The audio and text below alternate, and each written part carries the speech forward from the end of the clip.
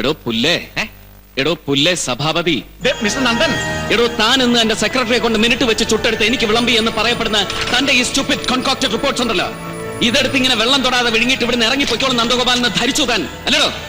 അതേടോ പുല്ലേ.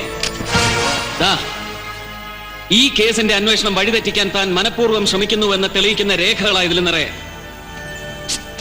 ഇത് കൊല്ലപ്പെട്ട circle inspector ഹരിദാസിന് ചില അധോലോക ബന്ധങ്ങൾ ഉണ്ടായിരുന്നുവെന്നും അതിന്റെ പേരിൽ ആരോ ഒരുക്കി വെച്ച കെണിയിൽ ശേഖരേട്ടനും അറിയാതെ ചെന്ന് പെട്ടുപോയതാവാമെന്നും ഊഹിക്കുന്ന തന്റെ report. Attention home minister and copy to DGP.